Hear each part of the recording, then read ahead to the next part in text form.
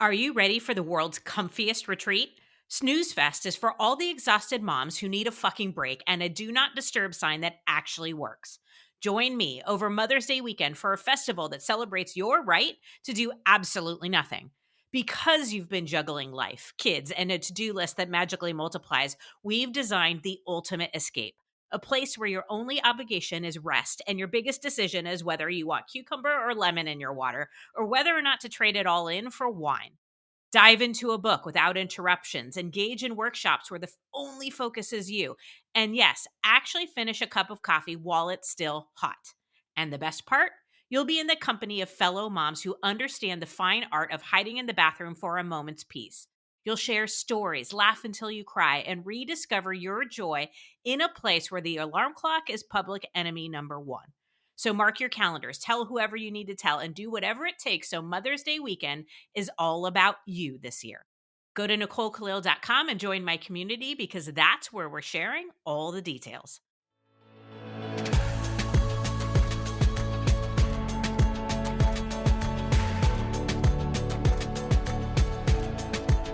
I am Nicole Khalil, and you're tuning in to the This is Woman's Work podcast, where we are redefining what it means to be doing woman's work with you as the decider. And we're also throwing in an aggressive amount of content on the topic of confidence because your host has a stalker like obsession with it. I'm thrilled you're here, but if you're tuning in for the first time or just because this topic was of interest to you, I want to point out that this is part 2 of our conversation on fear and failure. So if you didn't listen to part 1 just yet, I'd encourage you to hit pause and go back to episode 197 from last week and start there. If you've already listened to part 1, well, then I'm going to assume that you're here because you've been not so patiently waiting for the completion of this conversation. And I can tell you, it'll be well worth the wait.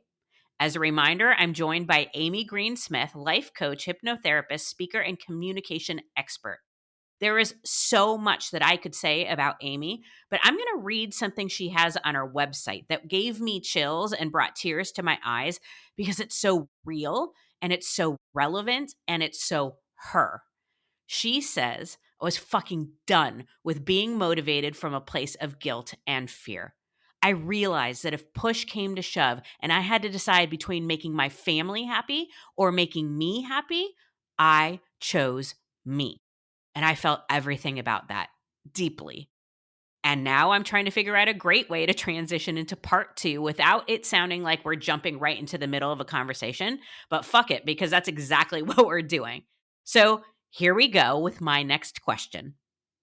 You mentioned fear response earlier, and I want to dig into that a little bit. I just had somebody on the show a few weeks back that talked about stress, and it was fight, flight, freeze. I believe you have a fourth fear response. Yes. So let's talk a little bit about that. All right. So let's talk about first, what are the four? The first is fight. So let's look at this if we were talking about sort of our primitive makeup as humanity, because we have modern iterations of all of these primitive defense mechanisms. So fight is obviously, if we're going to be attacked by a mountain lion, then we would try to fight the cat, right? Flight is if we were to run away. Freeze would be if you're playing dead, that sort of a thing. And then there's a newer one that, again, the research is still out of, is it as potent as the other three? I think it has a lot of relevance, but it is called fawn. And the idea behind a fawn response would be, in the face of an aggressor, a captor, that you would placate or acquiesce in order to stay safe. So I think for many women out there, we know what that's like to be nice to a man or kind so that we don't get murdered. Right? So that would be a fawn response in a way to take care of yourself. How many true crime stories do we hear about the woman who fights and she gets taken out a lot quicker versus somebody who played the mental game with someone? And I don't mean to be macabre, but that's such an incredibly explicit example of how fawn responses can actually keep you safe. Now, all four of these are showing up in modern times in very different ways because the way the sympathetic nervous system works versus the parasympathetic, sympathetic is designed to kick up that adrenaline and have us be able to deal with stress in an acute situation. So send in the fight, the flight, the freeze, or the fawn.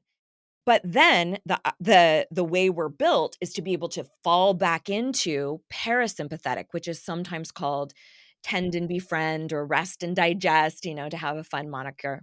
But the idea is that we can then settle into to some rest where our nervous system is not warding off threat. It's not on high alert. So now in modern culture, we are constantly warding off some type of threat.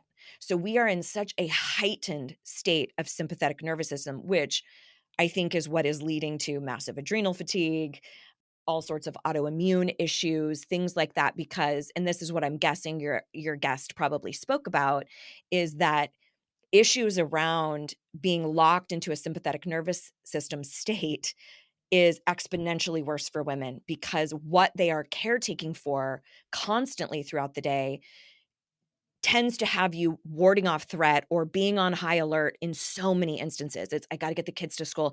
I got to make sure did I handle that email? What did my boss want? Oh my gosh, am I thin enough? Am I all the shit that feels like a threat we're constantly focused on. So these modern iterations will show up in slightly different ways. Fight now has morphed into anxiety. So when we're not able to fight off the boss or we're not able to be as forthright with our co-parts or friends or whoever, we might get a massive dose of anxiety that comes in. If the flight has now morphed into depression. So, and it's sort of okay, we need to calm down and depress all of the senses that are happening here. This is also why if you see folks who are clinically depressed or in the throes of depression, they will want to sleep. It's essentially fleeing. Let me run away. I don't want to deal with this imminent threat. What's really important to notice about all of these too is that it's our body's way of trying to keep us safe. So when we are having a quote anxiety attack, it's your body saying, "Hey bitch, we need you to slow down. We need you to pay attention to some of this stuff that's going on." But we don't do that. We go, "What's wrong with me? Why do I feel this way? Why can't I keep up?" And it's like, no, no, no. That's a message, just like our emotions. It's a message saying something's got to give. You're overloaded. That person isn't right for you. Something that has you in high fucking alert all the time is going on. Mhm. The freeze response morphs into a litany of different things, actually, which I'm sure your other guests talked about. But one of them is procrastination. And this can be very tied with folks who struggle with perfectionism as well. Procrastination now becomes the freeze. Like, I'm not, if I just don't do anything, you know? And some folks will find themselves just so fried at a nervous system level that they'll just stand in front of the fridge like, what? What was I getting here? It's almost like all systems down. You're kind of frying the circuit board. But again, it's your body arresting you, stopping you because you won't stop. But we go, "What's wrong with me? What's wrong with me?" No, no, no. It's a message. We have to focus on that. And then the fawn response is something that I talk about a lot in my work because the modern iteration of fawn is people pleasing. People pleasing is another way for us to stay safe. And we talked about that just with the very morbid example of women being in a really dangerous situation. To people please and to say like, "Oh, yeah, no, that's fine. Ooh, ooh," might be your only way to get out. A lot of us develop people pleasing tendencies if we grew up in a family that was aggressive or abusive, or we had a primary caregiver who wasn't safe. We learned how to walk on eggshells or placate or take care of their emotions. So, all of these, I think we have to really recognize that they're showing up because there's some kind of threat that's not working well with our system. So the antidote is to listen to those as messaging as opposed to saying, "What's wrong with me? I'm so fucked up," because it is on the rise. We are seeing epic levels of autoimmune and adrenal fatigue, et cetera, among other issues. And I really think it's a manifestation, the body saying, if you're not going to slow down, we're going to slow you down.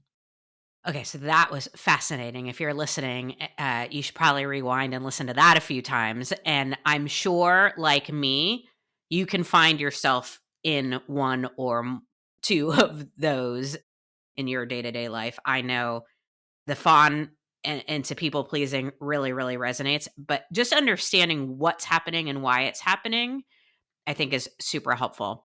Now, I don't think we can talk about fear and failure and even doubt without talking about what I call head trash.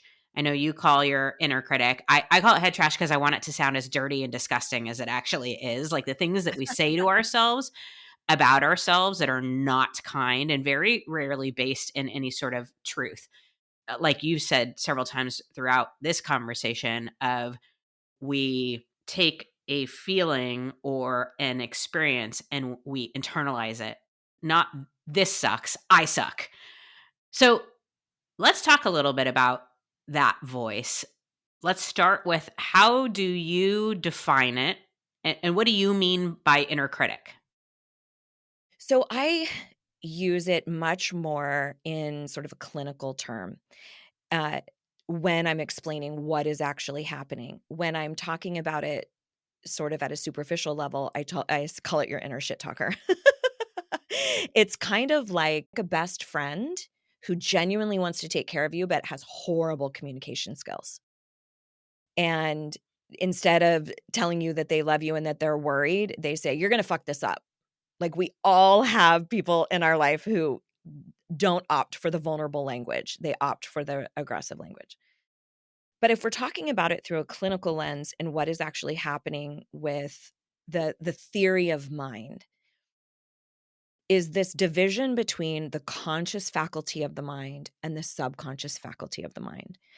So stay with me because this is a little heady, but the conscious faculty of the mind, that is something that depending on who you talk to, it's between 5 to 12% of the mind's power. That's a very, very small amount of mind power. The rest of it, that 88 to 95% that our entire existence is powered by, is our subconscious mind. Okay. Now, they control different elements. The conscious faculty of the mind will house logic, reason, rationale, and also willpower. In the subconscious, that is where our beliefs are housed, our values, our habits, and also our primitive fear responses. Now, in between those two, there is a concept called the critical factor of the mind, which we have then interpreted it as all sorts of different things: the ego, the saboteur, whatever. But that little inner critic is checking for congruence between the conscious and the subconscious. So in the subconscious, let's say you were younger and you developed, like we've talked about in the past, a positive association. It becomes known how to people please. And it becomes this thing that now the inner critic knows, hanging out in this subconscious part of the mind, it's safe to people please. We know how to do it. It has kept us safe. Let's stay here. Let's do that. So then you grow up, you get older, and you realize that it's people pleasing is sabotaging all of your relationships or your ability to grow in your career or whatever. So you decide, I'm going to start telling myself, no, you can speak up for yourself, or you need to take care of yourself more than anybody else. Well, that inner critic is like a little guard dog, and it'll start barking its head off and go, fuck no, you can't. People pleasing is safe. So it'll shoot in and start talking all sorts of shit to get you to stay congruent with the people pleasing, because that's already been cataloged, right? It's already been cataloged as safe. So that is why so often when we try to start saying lovely things to ourselves consciously, again, like 10% of the mind power, that inner critic comes in with full force, going, no way, absolutely not. Well, one of the things that actually penetrates the critical factor of the mind, almost like giving that little guard dog a little treat, is through repetition. So that is why when people talk about habit forming, they will say 21 days minimal and, 45 days or whatever, because with repetition, eventually what happens is that little guard dog goes, "Oh, I guess Nicole really means business with this 'I'm enough' stuff," or, "I guess Nicole really means it with 'I'm allowed to speak up for myself.'" Okay. And then it'll be like, "Fine, you can drop it down into the subconscious mind." Well, I really love a little bit of a faster method, which can be accessed with hypnosis. So, without going into a bunch of that, hypnosis essentially allows that inner critic, that little guard dog, to take a little greenie and go to sleep. And so it's much easier to feed mantras, messages, or new beliefs into the conscious, and it drops into the subconscious so much faster because you're not dealing with that kickback. So typically in the work that I do around inner critic, around dealing with that part of you, we tackle it both consciously and subconsciously. But essentially what that is a little guard dog, and it is also your intuition. And so we oftentimes think of those things as two very, very different elements, but it's the same thing saying, "Hey, I don't think you should walk down that path. That looks really dangerous."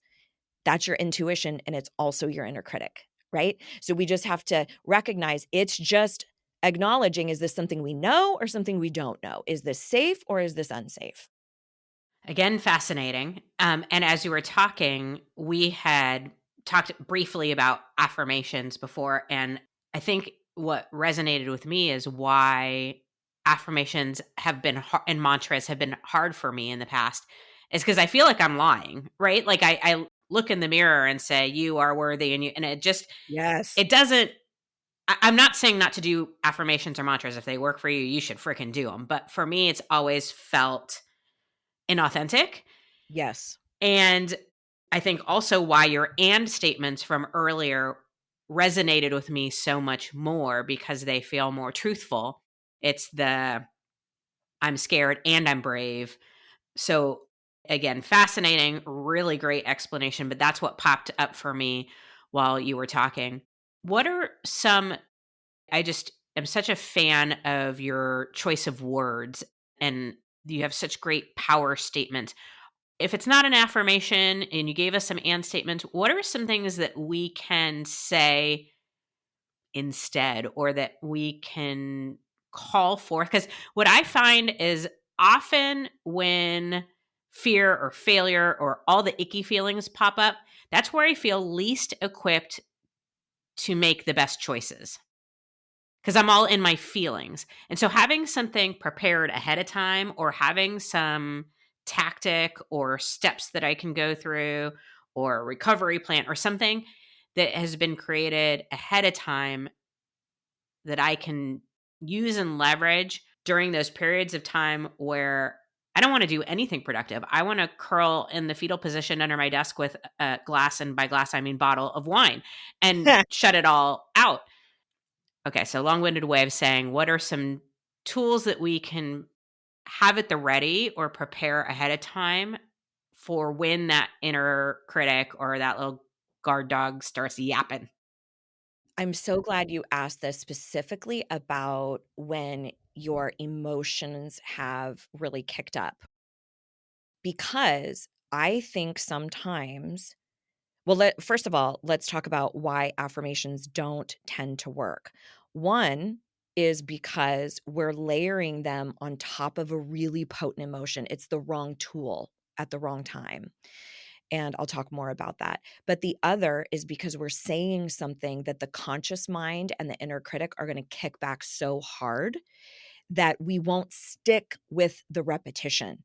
So the task or the tool becomes so ridiculous to us that we throw in the towel way before we can actually make it a habit.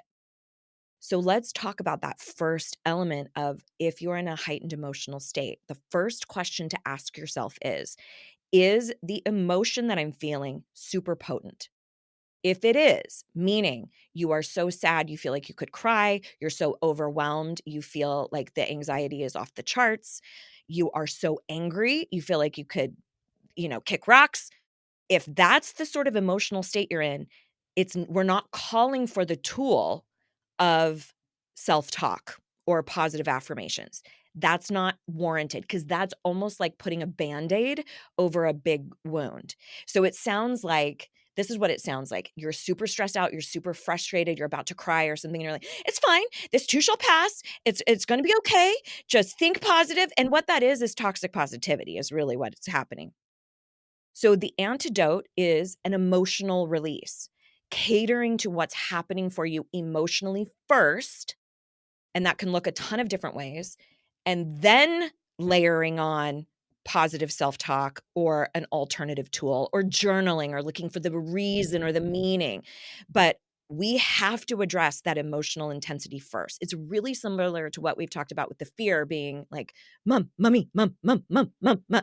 We have to address the emotion first, then layer the tool. So emotional releases can take a ton of different forms. I like to call it controlled emoting, where if you're really upset and sad, go watch a video of troops being reunited with their families after years or something like that, where you just bawl your eyes out and in a safe place where you don't have to be on or have a meeting or be there for your kids and just let it ride through you. You can also, if you're angry, scribbling, or there's tons of stuff you can do with your body, like clenching your entire body and then releasing, clenching and then releasing, breaking or tearing apart anything, old magazines, or beating something up in your backyard with a baseball bat. Pumpkins during Halloween are great, but doing something to move through the emotion first. Key element. Otherwise, we're going to be putting a band aid on a wound. And then as far as how do we use self-talk that doesn't feel like a big fucking lie?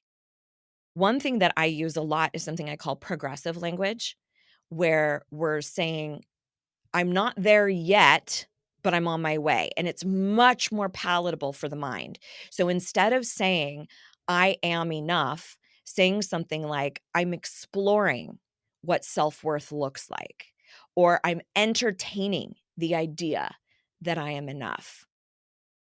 I'm redefining my relationship to self-worth or enoughness. So it's something that we annex on the beginning of a sentence to say, "I'm on my way." So that's one option to kind of coat your mantras or affirmations so that the kickback from the inner critic is not as it's kind of like the dog goes, "All right, I'll allow it. I'll allow it," right?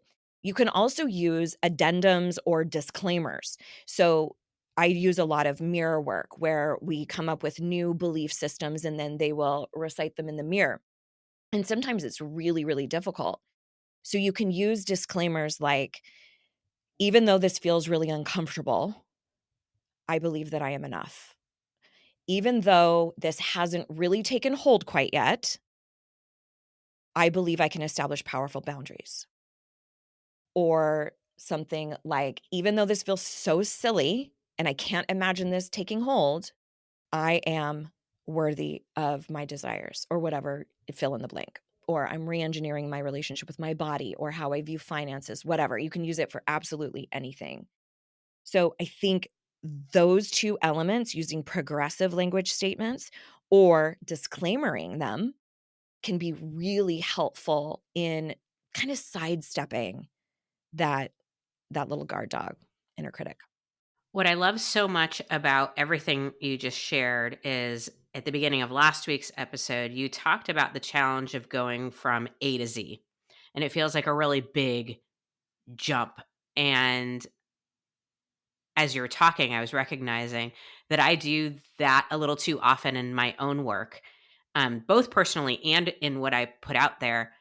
And I love how much this will get us from A to Z, but it gives us not benchmarks, but like Yeah. transitions. It gives us Bridge. progress. Yeah, Yeah. bridges. And practice makes progress, right? There isn't perfection is not an available option. And I think sometimes we think when we go A to Z, it's where I'm at to Z, and Z is perfection. And what you're offering here are those bridges and those transitions that create progress. And I can absolutely logically see how that takes something from the conscious and brings it down into subconscious in a way where the inner critic doesn't fight so hard to reject it, and the subconscious is more open to receive and believe what we're telling it. Right. I feel like you just completely made not affirmations, but what was not working about affirmations, you made it work. So thank you for that personally. Amy, as always, it is an incredible honor and privilege to have you on the show. And I, for one, I mean, I think I can speak for my listeners, but at this point, I can just tell you, I personally have taken so much away from this conversation and will be revisiting it very often. So thank you, thank you, thank you.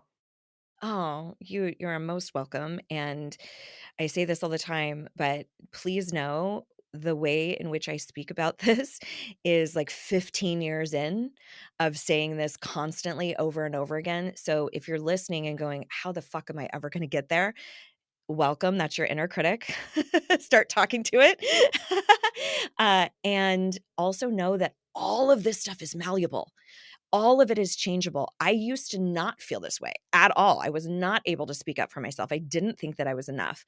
And all of it is figure outable and changeable. And you are not exempt from the science. It's all scientifically based. It's how the mind works. It's how neuroscience works. So you're not exempt from the science. It's just a matter of continuing down the path, and you've got this. Amazing. And we are going to dive in next week to even more of the tactics and the actual words that we can use to support us, very specifically on the topic of setting boundaries. So I'm very, very excited about that. If you haven't already downloaded one of Amy's free resources, go to amygreensmith.com and click on her free sources immediately.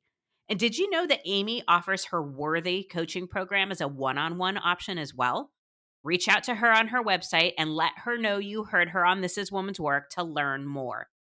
And let me close us out with a loving reminder that every single one of us experiences fear and failure. You, me, Amy, all of us. And if A is the initial reaction or feeling of fear and Z is standing in your power and your pride and your confidence, well, friend, there are likely a lot of steps and moments in between. We get to practice, we get to experience our feelings, and then we get to do the work of getting our conscious and unconscious to align toward what we truly want. It is not only okay, it is necessary for you to experience fear and failure. But they are something you experience, not something you are. Your feelings inform you, but they don't own you. And no matter what, I don't care what is happening or what you're going through, you are worthy and you are valuable. Knowing that, accepting that, believing that, well, that is woman's work.